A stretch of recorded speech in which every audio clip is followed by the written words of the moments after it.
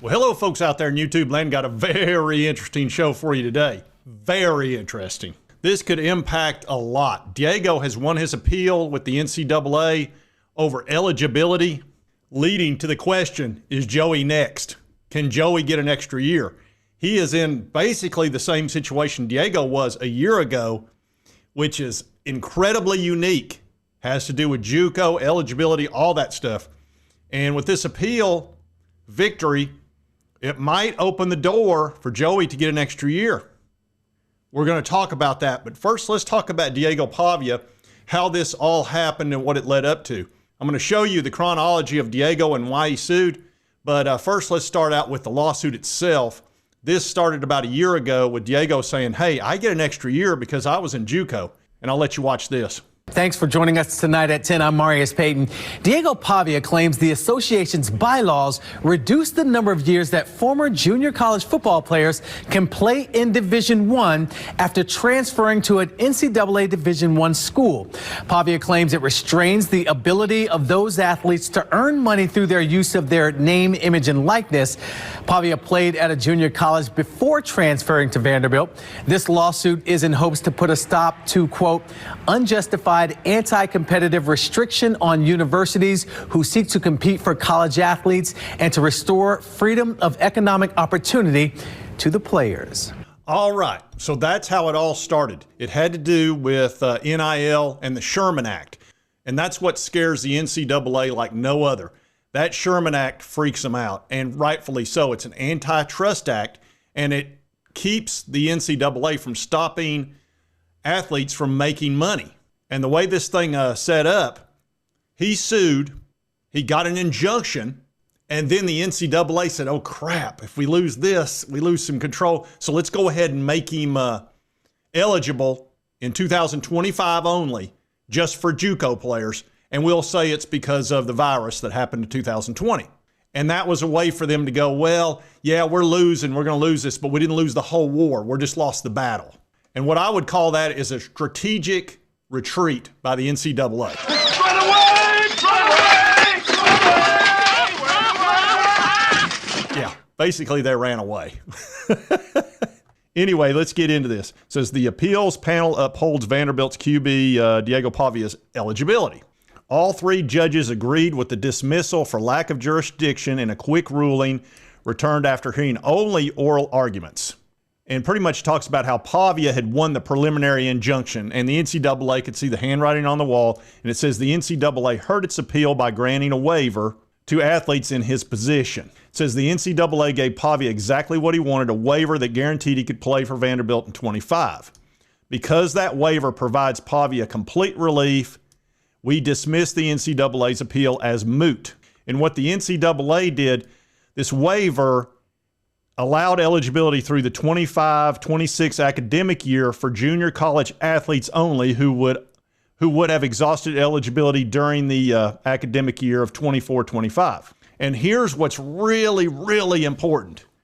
And I'm going to highlight the crap out of this. A federal judge agreed last December that Pavia had a strong likelihood of success at trial against the NCAA rule limiting junior college players' eligibility as a restraint of trade under the Sherman Act.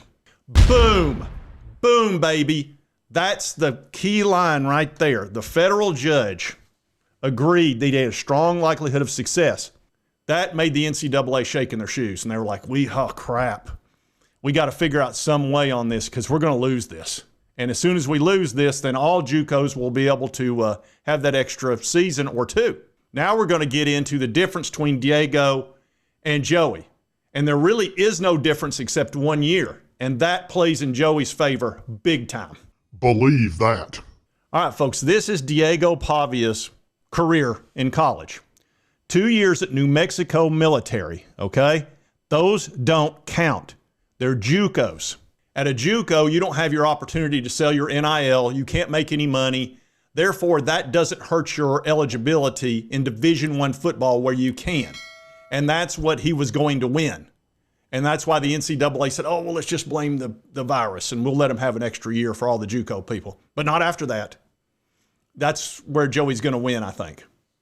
If he decides he wants to stay another year at Tennessee, which I think he should.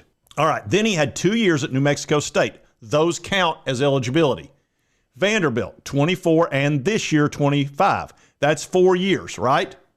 So after this season, Diego Pavia will have played 4 full seasons in Division I football with an opportunity to make NIL, which he did, and all is golden for Diego. He got the year he wanted.